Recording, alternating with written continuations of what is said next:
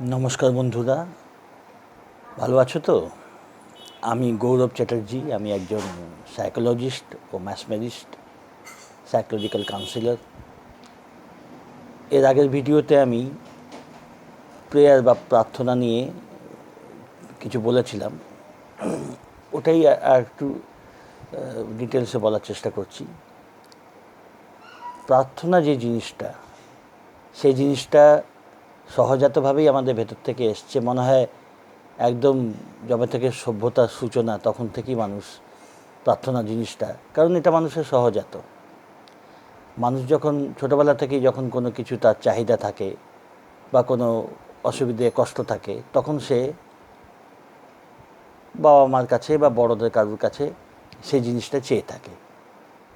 ওই কনসেপ্টের ভেতরে থাকে যে আমার যখন প্রয়োজন বা কোনো কষ্ট আছে তখন আমি কারোর কাছে চাইব। পরবর্তীকালে যখন বাবা মা হয়তো থাকে না, তখন কি করবে? এমন কারোর কাছে তো চাইতে হবে, কারণ তার চাহিদার ব্যাপারটা রয়ে গেছে। এখন প্রার্থনায় দুটো ব্যাপার রয়েছে। একটা হচ্ছে তোমার চাহিদা থাকতে হবে, বা মানে সে কোনো জিনিসের প্রয়োজনও হতে পারে, বা কোনো বিপদ বা কষ্ট থেকে মুক্তি পাওয়া, সবই চাহিদার মধ্যে। আর এই একটা জিনিস থাকতে হবে। আর একটা জিনিস হচ্ছে যে এমন কেউ থাকতে হবে যার কাছে আমি চাইতে পারি। এখন মানুষের নানান প্রবলেম, নানান ছোট বড় অনেক প্রবলেম থাকে। সেটা পুরো করতে গেলে এমন কারোর কাছ থেকে চাওয়া দরকার যে অনন্ত শক্তিমান, যে সব দিতে পারে। সেই হিসেবে মানুষ ঈশ্বরের ধারণাটাকে রেখেছে যে ঈশ্বরের কাছে চাইলে সব পাওয়া যায়।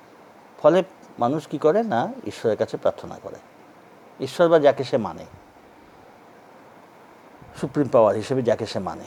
তো এই হলো একটা যে ধারণা, যে প্রেয়ার বা প্রার্থনা সম্বন্ধে, সেটা এটাই যে আমার চাহিদা, সেটা আমি এমন একজনের কাছে চাইব যে আমার চাহিদা যখন তখন সে ঠিকভাবে পুরো করতে পারে। এটা ওই হলো। এখন এর মধ্যে একটা ব্যাপার আছে, অবচেতন মন, যেটা আমি আগেও বলেছি যে অবচেতন মন আমাদের আগের ভিডিওগুলো যারা দেখোনি দেখে নিও। অবচেতন মন আমাদের যে জিনিসটা অবচেতন মনে বসে যাবে, অবচেতন মন সেই জিনিসটা পুরো করার চেষ্টা করবে। ঐশ্বরিক দিকটা আমি যাই না, স্পিরিচুয়াল ব্যাপারটা কী আছে সে যা আছে আছে।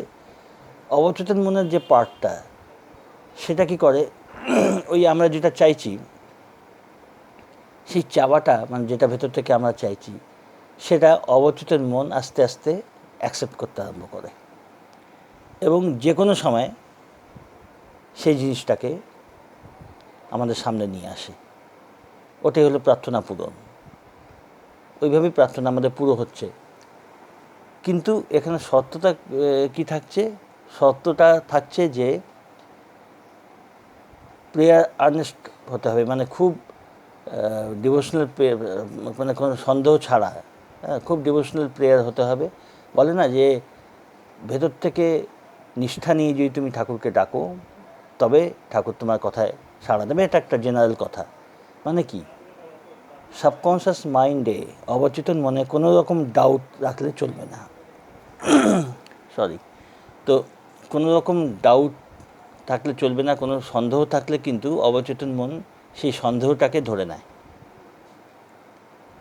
তো ওই জন্য প্রেয়ার যেটা হতে হবে, সেটা হতে হবে এমন যে একদম নিশ্চিন্তভাবে প্রেয়ারটা করতে হবে, যাতে অবচেতন মন সেটাকে ডাউটলেসলি ক্লিয়ার করে। তখন অবচেতন মন যখন আমাদের ওটা রিফ্লেক্ট করবে, যা কিছু আমরা অবচেতন মনকে দিই, সেটা অবচেতন মন আমাদের ফিরিয়ে দেয় বাস্তবে। এ নিয়ে আলাদা ভিডিও আমি বলেছি। তো অবচেতন মনকে যে জিনিসটা প্রার্থনা হোক বা যার চাহিদা হোক, যে কোনো ধরনেরই, সেটা যখন অবচেতন মনে পরিষ্কারভাবে কোনো রকম সন্দেহরহিতভাবে, সন্দেহ ছাড়া এবং বিশ্বাস নিয়ে যেটা অবচেতন মনকে দেওয়া হবে, অবচেতন মন সেই জিনিসটা অ্যাকসেপ্ট করে এবং ওটা আমাদের ওইভাবেই রিয়েলিটিতে ওরকম পরিবেশ এনে দেয়, যাতে আমাদের যে চাহিদা পুরো হয়ে যায়। এই পুরো হয়ে যাওয়ার ব্যাপারটা, এটা আমাদের বিশ্বাসের উপর ডিপেন্ড করছে এবং আমাদের মানে নিঃসন্দেহ চাহিদার উপর ডিপেন্ড করছে যে আমি চাইছি আমার এটা পুরো হবে, এই ব্যাপারটা রয়েছে। আচ্ছা, মানুষ প্রার্থনা করে কী জন্যে? তার কষ্টকর অবস্থা থেকে রিলিফ পাওয়ার জন্যে বা সে যেটা চাইছে সেটা পাবার জন্যে। প্রার্থনা করলে কি হয় না, প্রথম কথা যেটা হয় সেটা রিলিফ পায়। যেমন দুঃখ কষ্ট থেকে সে পরিত্রাণ পেতে চাইছে, তো সে একটা রিলিফ পায়, সে রিলিফ থেকে সে মুক্ত হয়। তো প্রথম কথা, প্রার্থনা করলে সে রিলিফ থেকে মুক্ত হচ্ছে, ভেতরে যে কষ্টটা তার লাঘব হচ্ছে, এবং তারপরে কি হয় না, একটা নির্ভরতা সে পায়। এটা একটা বিরাট বেনিফিট, যে সে যখন প্রার্থনা করছে একটা বড় শক্তির সামনে, তখন একটা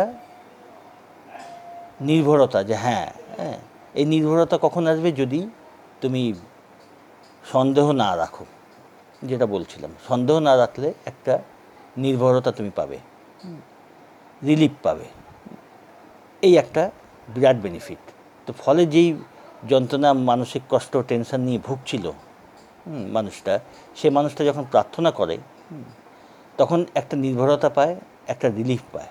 আর তখন কি হয়, যখন মন রিলিফ পায়, মন রিল্যাক্সড হয়, নির্ভরতা যখন পায় মন রিল্যাক্সড হয়, আর যখন রিল্যাক্সড হয় ওই রিল্যাক্সড মন, সে তখন কিন্তু পাওয়ার জেনারেট করে, তখন ব্রেনটা ঠিকভাবে কাজ করতে আরম্ভ করে, ফলে ওই চাহিদা অনুযায়ী সলিউশনগুলো তার মনে আস্তে আস্তে ফ্ল্যাক্স করতে আরম্ভ করে। এটা হলো প্রার্থনা একটা লাভ। তখন সে নানা রকম উপায় দেখতে পায়, কারণ তার এখন মনটা শান্ত হয়েছে, রিল্যাক্সড হয়েছে, এবং তার চাহিদাটা তখনও রয়েছে। ওই চাহিদা অনুযায়ী সে তখন সেই ধরনের আইডিয়া তার মাথায় আসতে শুরু করে। এই একটা বেনিফিট। আর এর জন্যে ওই একটা জিনিস বললাম, এটা মানে মূল জিনিস, প্রার্থনার যে বৈজ্ঞানিক দিকটা, মানে মনোবৈজ্ঞানিক যে দিকটা, সেটা এইটাই। আর এর মধ্যে আর একটা ব্যাপার রয়েছে, যে ওই যে বললাম যে কীভাবে প্রার্থনা করতে হবে, এটা বলা চলবে না ঠিক আছে তুমি যাকে ইচ্ছে তাকে মানছো, সেটা কোনো ব্যাপার না। তুমি ঠাকুরকে মানছো, ভগবানকে মানছো, কোনো ব্যাপার নেই। বৈজ্ঞানিক দিক দিয়েও বৈজ্ঞানিকরা এটা বলবে না যে তুমি এটা করো না, মনোবৈজ্ঞানিকরা। হ্যাঁ, বিশেষ করে অনেকে আছেন মনোবৈজ্ঞানিক এই লাইনে, যারা এটাকে সাপোর্টও করে। কারণ মানুষ যাতে রিল্যাক্সড হয়, রিলিফ পায়, সে ঠাকুর মানুক না মানুক কিছু এসে যায় না।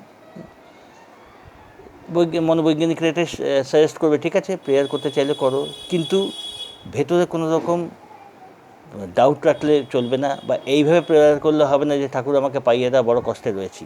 হ্যাঁ, এইভাবে বলা যায় যে আগেও তুমি আমাকে অনেক হেল্প করেছো, মানে পজিটিভ দিকটা, মানে প্রেয়ার করতে হবে পজিটিভ চিন্তা মাথায় রেখে, যে ঠাকুর তুমি আমাকে আগেও অনেক রিলিফ দিয়েছো, বা যদি ঠাকুর তুমি নাও মানো, তুমি এটা বলা যেতে পারে যে আমি আগেও প্রেয়ার করেছি, অনেক আরাম পেয়েছি, অনেক রিলিফ পেয়েছি, এবং তুমি ভবিষ্যতেও আমাকে হেল্প করবে।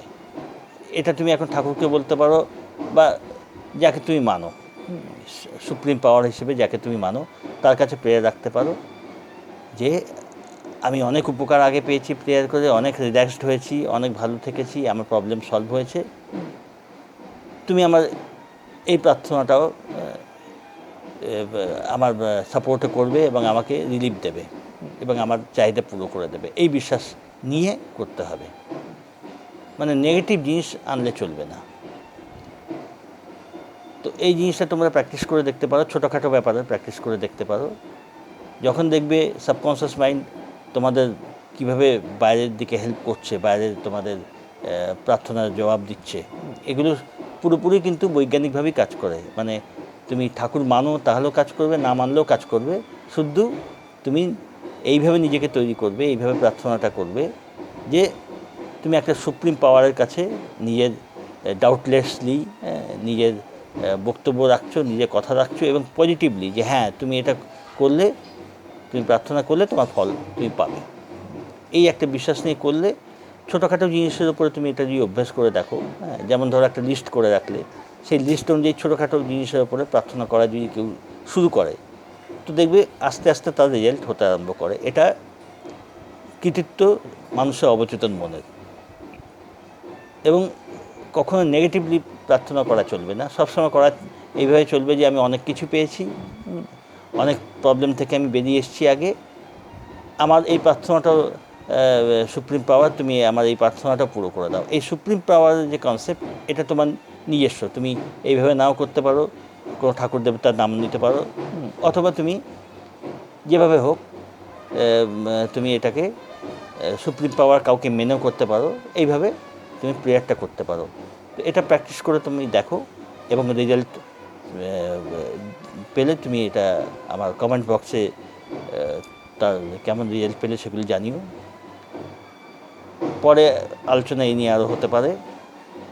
তোমরা সবাই ভালো থেকো, এখনকার মতো রাখি, বাই।